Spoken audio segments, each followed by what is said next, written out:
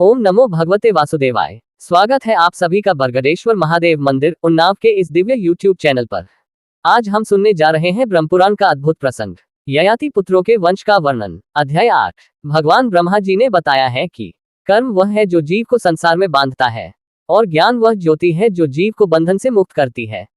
परमात्मा सर्वत्र व्याप्त है, न उनमें कोई परिवर्तन है, न कोई भेद। जो साधक अपने कर्म को निष्काम भाव से करता है और ज्ञान के प्रकाश में लीन रहता है, वही सच्चे अर्थों में अध्यात्म मार्ग का साधक कहलाता है। इस अध्यात्म ज्ञान की प्राप्ति के लिए श्रद्धा, भक्ति, ध्यान और सत्संग, ये 4 मुख्य साधन बताए गए हैं। इनके द्वारा मनुष्य स्वयं में स्थित परमात्मा को अनुभव करता है। यदि आप भी ऐसे ही दिव्य पुराण प्रसंगों को सुनना चाहते हैं, तो हमारे चैनल बरगदेश्वर महादेव मंदिर उन्नाव को सब्सक्राइब करें।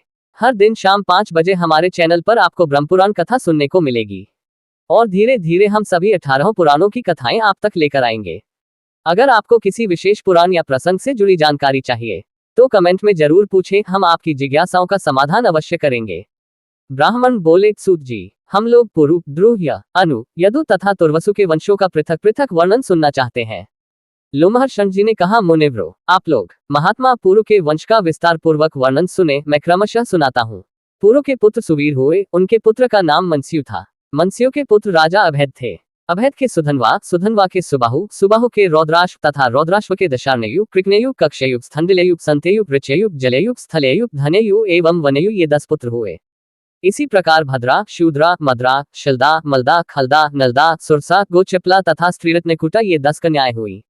अत्रिकुल में उत्पन्न महर्षि प्रभाकर उन सबके पति हुए। उन्होंने भद्रा के गर्भ से परम यशस्वी सोम को पुत्र रूप में उत्पन्न किया। राहु से आहत होकर जब सूर्य आकाश से पृथ्वी पर गिरने लगे और समस्त संसार में अंधकार छा गया, उस समय प्रभाकर ने ही अपनी प्रभा फैलाई। महर्षि ने गिरते हुए सूर्य को तुम्हारा कल्याण हो, ये कहकर आशीर्वाद दिया। उनके इस कथन से सूर्य पृथ्वी पर नहीं गिरे। महातपस्वी प्रभाकर ने सब गोत्रों में अत्रि को ही श्रेष्ठ बनाया। अत्रि के यज्ञ में देवताओं ने उनके बल की प्रतिष्ठा की। उन्होंने रौद्राश्व की कन्याओं से 10 पुत्र उत्पन्न किए, जो महान सत्वशाली तथा उग्र तपस्या में तत्पर रहने वाले थे। वे सभी वेदों के पारंगत विद्वान तथा गोत्र प्रवर्तक हुए। स्वस्त्यात्रेय नाम से उनकी ख्याति हुई। कक्षयु के सभानर, चाक्षुष तथा परमन्यु, ये 3 महारथी पुत्र हुए। सभानर के पुत्र कालानल तथा कालानल के धर्मज्ञ सिंजय हुए। सिंजय के पुत्र वीर राजा पुरंजय थे। पुरंजय के पुत्र का नाम जन्मेजय हुआ। जन्मेजय के पुत्र महाशाल थे, जो देवताओं में भी विख्यात हुए और इस पृथ्वी पर भी उनका यश फैला था। महाशाल के पुत्र महामना के नाम से विख्यात थे। देवताओं ने भी उनका सत्कार किया था। उन्होंने धर्मज्ञ उशीन तथा महाबली तितिक्ष, ये 2 पुत्र उत्पन्न किए। उशीनर की 5 पत्नियां थीं, जो राजर्षियों के कल में उत्पन्न हुई थीं। उनके नाम इस प्रकार हैं, नृगा, कृमि, नवा, दर्वा तथा दृशद्वती। उनसे उशीनर के 5 पुत्र हुए। नृगा के पुत्र नृग थे। कृमि के गर्भ से कृमि का ही जन्म हुआ था। नवा के नव तथा दर्वा के सुव्रत हुए। दृशद्वती के गर्भ से उशीनर कुमार शिबि की उत्पत्ति हुई। शिबि को शिबिदेश का राज्य मिला। नृग के अधिकार में यौधेय प्रदेश आया। नव को नवराष्ट्र तथा कृमि को कृमिलापुरी का राज्य प्राप्त हुआ। सुव्रत के अधिकार में अंबष्ट देश आया। शिबि के विश्वविख्यात 4 पुत्र हुए, वृषदर्भ, सुवीर, केकय तथा मद्रक। उनके समृद्धिशाली जनपद उन्हीं के नाम से प्रसिद्ध हुए। अब महामना के दूसरे पुत्र तितिक्षु की संतानों का वर्णन किया जाता है। तितिक्षु पूर्व दिशा के राजा थे। उनके पुत्र महापराक्रमी उषद्रथ हुए। उषद्रथ के पुत्र फेन, फेन के सुतपा तथा सुतपा के बलि हुए। राजा बलि सोने का तर्कस रखते थे। वे बहुत बड़े योगी थे। उन्होंने इस भूतल पर वंश की वृद्धि करने वाले 5 पुत्र उत्पन्न किए। उनमें सबसे पहले अन की उत्पत्ति हुई। तत्पश्चात क्रमशः वंग, सुहम, पुंड्र तथा कलिंग उत्पन्न हुए। ये सब लोग बालेय क्षत्रिय कहलाते हैं। बलि के कुल में बालेय ब्राह्मण भी हुए, जो वंश की वृद्धि करने वाले थे। ब्रह्मा जी ने प्रसन्न होकर बलि को यह वर दिया कि तुम महायोगी होगे। 1 कल्प की तुम्हारी आयु होगी। बल में तुम्हारी समानता करने वाला कोई न होगा। तुम धर्म तत्व के ज्ञाता होगे। संग्राम में तुम्हें कोई जीत न सकेगा। धर्म में तुम्हारी प्रधानता होगी। तुम तीनों लोकों की देखभाल करोगे। सर्वत्र श्रेष्ठ माने जाओगे और चारों वर्णा को मर्यादा के भीतर स्थापित करोगे। भगवान ब्रह्मा जी के यो कहने पर बलि को बड़ी शांति मिली। वे दीर्घ काल के बाद मरकर स्वर्ग को गए। उनके 5 पुत्रों के अधिकार में जो जनपद थे, उनके नाम इस प्रकार हैं, अन, वंग, सुह्य, कलिंग और पुंड्रक। अब अन की संतान का वर्णन करता हूँ। अन के पुत्र महाराज दधिवाहन हुए। दधिवाहन के पुत्र राजा दिविर्थ। दिविर्थ के इंद्रतुल्य पराक्रमी और विद्वान धर्मर्थ तथा धर्मर्थ के पुत्र चित्ररथ हुए। राजा धर्मर्थ जब कालंज पर्वत पर यज्ञ करते थे, उस समय महात्मा इंद्र ने उनके साथ बैठकर सोमपान किया था। चित्ररथ के पुत्र दशरथ हुए, जो लोमपाद के नाम से विख्यात थे। उन्हीं की पुत्री शांता थी। दशरथ के पुत्र महायशस्वी वीर चतुरंग हुए, जो ऋषिशृंग मुनि की कृपा से उत्पन्न हुए थे। चतुरंग के पुत्र का नाम पृथुलाक्ष था। पृथुलाक्ष के पुत्र महायशस्वी चंप थे। चंप की राजधानी चंपा थी, जो पहले मालिनी के नाम से प्रसिद्ध थी। चंप के पुत्र हर्यश्व हुए। हर्यश्व के पुत्र वैभानकी थे, जिनका वाहन इंद्र का ऐरावत हाथी था। उन्होंने मंत्र द्वारा उस उत्तम हाथी को पृथ्वी पर उतारा था। हर्यश्व के पुत्र राजा भद्रर्थ हुए। भद्रर्थ के बृहत्कर्मा के बृहद्दर्भ और बृहद्दर्भ से बृहन्ना की उत्पत्ति हुई थी। महाराज बृहन्ना ने जयद्रथ नामक पुत्र उत्पन्न किया। जयद्रथ के दृढ़ के विश्वविजयी जन्मेजय। उनके पुत्र वैकर्ण के विकर्ण तथा विकर्ण के 100 पुत्र हुए, जो अंगवंश का विस्तार करने वाले थे। ये सब अंगवंशी राजा बतलाए गए, जो सत्यव्रती, महात्मा, पुत्रवान तथा महारथी थे। अब रौद्राश्व कुमार राजा ऋचयु के वंश का वर्णन करूंगा, सुनो। ऋचयु के पुत्र राजा मतिनार हुए। मतिनार के 3 बड़े धर्मात्मा पुत्र थे, वसुरोध, प्रतिर्थ और सुबाहु। ये सभी वेदवेता तथा सत्यवादी थे। मतिनार की एक कन्या भी थी, जिसका नाम इला था। वह ब्रह्मवादिनी थी। उसका विवाह तंसु से हुआ। तंसु के पुत्र राजर्षि धर्मनेत्र हुए। इनकी स्त्री उपदानवी थी। उपदानवी से उन्होंने 4 पुत्र उत्पन्न किए, दुष्यंत, सुष्मंत, प्रवीर और अंग। दुष्यंत के पुत्र पराक्रमी भरत हुए, जो सर्वदमन के नाम से विख्यात थे। उनमें 10,000 हाथियों का बल था। वे शकुंतला के गर्भ से उत्पन्न चक्रवर्ती राजा थे। उन्हीं के नाम पर इस देश को भारतवर्ष कहते हैं। अंगिरानंदन बृहस्पति जी के पुत्र महामुनि भारद्वाज ने भरता से पुत्रोत्पत्ति के लिए बड़े बड़े यज्ञों का अनुष्ठान कराया। इसके पहले पुत्र जन्म का सारा प्रयास व्यर्थ हो चुका था। अतः भारद्वाज के प्रयत्न से जो पुत्र उत्पन्न हुआ, उसका नाम वितत हुआ। वितत के जन्म के बाद राजा भरत स्वर्गवासी हो गए। तब भारद्वाज जी वितत को राज्य पर अभिषिक्त करके वन में चले गए। वित्थ ने 5 पुत्र उत्पन्न किए, सुहोत्र, सुहोता, गह्य, गर्ग तथा महात्मा कपिल। सुहोत्र के 2 पुत्र थे, महासत्यवादी काशिक तथा राजा गृत्समति। गृत्समति के पुत्र ब्राह्मण, क्षत्रिय और वैश्य तीनों वर्णों के लोग हुए। मुनिव्रो, अब आजमीर नामक दूसरे वंश का वर्णन सुनो। सुहोत्र का एक पुत्र था बृहत। उसके 3 पुत्र हुए, अजमीर, द्विमीड और पुरुमीड। अजमीर से नीली के गर्भ से सुशांति नामक पुत्र उत्पन्न हुआ। सुशांति से पुरुजाति और पुरुजाति से बाह्याश्व का जन्म हुआ। बाह्याश्व के 5 पुत्र हुए, जो समृद्धिशाली 5 जनपदों से युक्त थे। उनके नाम यो हैं, मुगल, सिंजय, राजा बृहदेशु, पराक्रमी यवीना तथा कृमिलाश्व। ये 5 देशों की रक्षा के लिए अलम समर्थ थे, इसलिए उनके अधिकार में आए हुए जनपद पंचाल कहलाए। मुगल के पुत्र महायशस्वी मौदगल्य थे। महात्मा सिंजय के पुत्र पंचजन हुए। पंचजन के सोमदत्त, सोमदत्त के सहदेव और सहदेव के सोमक हुए। सोमक के पुत्र का नाम जंतु था, जिसके 100 पुत्र हुए। उन सब में छोटे पृषद थे, जिनके पुत्र द्रुपद हुए। ये सभी आजमीर तथा सोमक क्षत्रिय कहलाते हैं। अजमीर के एक और पत्नी थी, जिनका नाम था धूमिनी। रानी धूमिनी बड़ी पतिव्रता थी। ये पुत्र की कामना से व्रत करने लगी।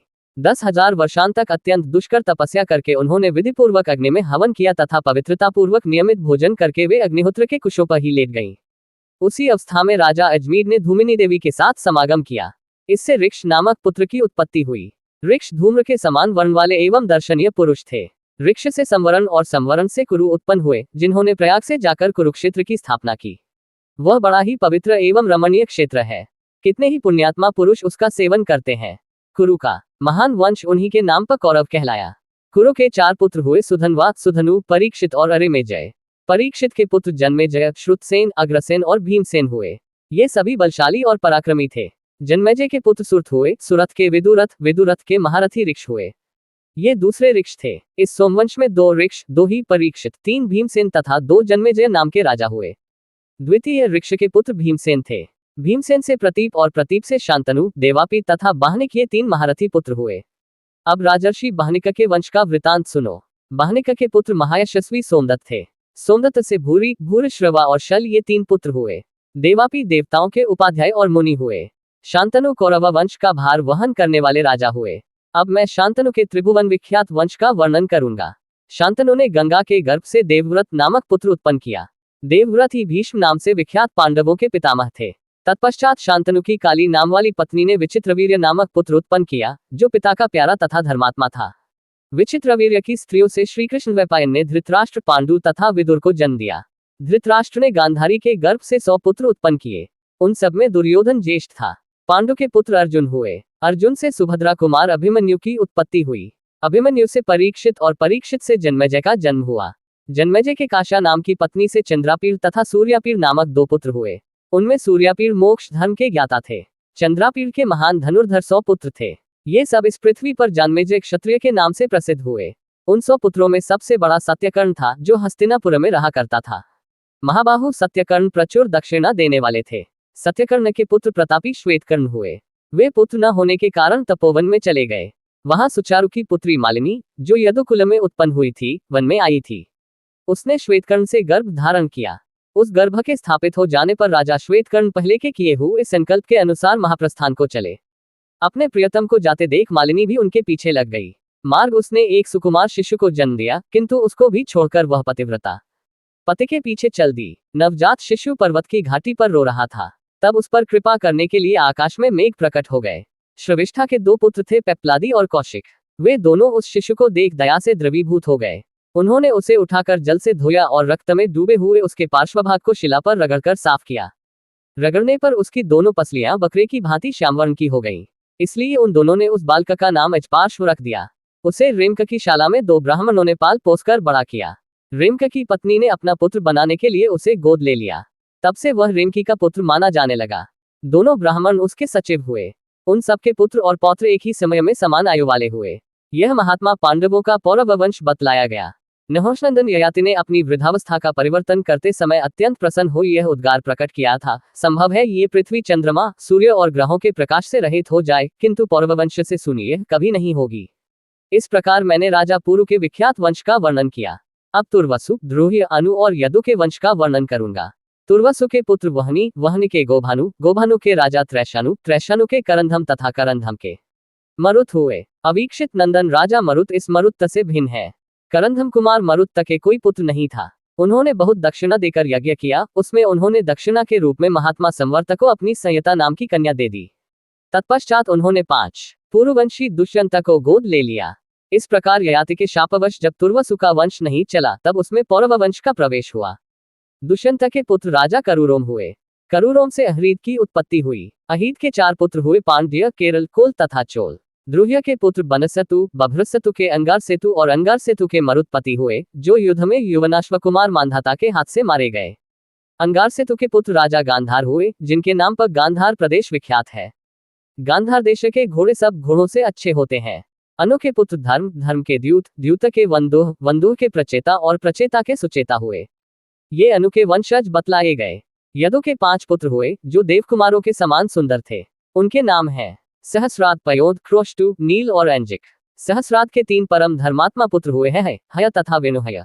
हय का पुत्र धर्मनेत्र हुआ। धर्मनेत्र के कार्त और कार्त के साहंज नामक पुत्र हुए। साहंज ने साहंजनी नाम की नगरी बसाई। साहंज का दूसरा नाम महिष्मान भी था। उनके पुत्र प्रतापी भद्रश्रेण्य थे। भद्रश्रेण्य के दुर्दम और दुर्दम के कनक हुए। कनक के 4 पुत्र हुए, जो संपूर्ण विश्व में विख्यात थे। उनके नाम इस प्रकार हैं, कृतवीर्य, कृतौजा, कृतधनवा तथा कृताग्नि। कृतवीर्य से अर्जुन की उत्पत्ति हुई, जो सहस्र भुजाओं से युक्त हो 7 द्वीपों का राजा हुआ। उसने अकेले ही सूर्य के समान तेजस्वी रथ द्वारा संपूर्ण पृथ्वी को जीत लिया था। उसने 10,000 वर्षों तक अत्यंत कठोर तपस्या करके दत्तात्रेय जी की आराधना की। दत्तात्रेय जी ने उसे कई वरदान दिए। पहले तो उसने युद्धकाल में 1000 भुजाएं मांगी। युद्ध करते समय किसी योगीश्वर की भांति कार्ला, पुत्र अतिबल के जुए उसके 1 सहस्त्र भुजाएं प्रकट हो जाती थी। उसने द्वीप, समुद्र और नगरों सहित संपूर्ण पृथ्वी को कठोरतापूर्वक जीता तथा 7 द्वीपों में 700 यज्ञ किए। उन सभी यज्ञों में 1-1 लाख की दक्षिणा दी गई थी। सब में सोने के युग गढ़े थे, सोने की ही वेदियां बनी थी। वहां दिव्य वस्त्राभूषणों से अलंकृत देवताओं और गंधर्वों के साथ महर्षिगण भी विमान पर बैठकर सुशोभित होते थे। कार्तवीर्यक पर यज्ञ में नारद नामक गंधर्व ने इस गाथा का गान अरे किया। अन्य राजालोग यज्ञ, दान, तपस्या, पराक्रम, नम और शास्त्र ज्ञान में कार्तवीर्य अर्जुन की स्थिति को गैर नहीं पहुंच सकते। वह योगी था, इसलिए 7 ये द्वीपों में ढाल, तलवार, धनुष, बाण और रथ लिए न सदाचारों और विचरता दिखाई देता था। धर्मपूर्वक प्रजा की रक्षा करने वाले महाराज कार्तवीर्य के प्रभाव से न किसी का धन नष्ट नहीं होता था, किसी को रोगत्र नहीं सताता था तथा कोई भ्रम में नहीं पड़ता था। वे सब प्रकार के रत्नों से संपन्न चक्रवर्ती सम्राट थे। वे ही पशुओं तथा खेतों के भी रक्षक थे और वे ही योगी होने के कारण वर्षा करते हुए मेघ बन जाते थे।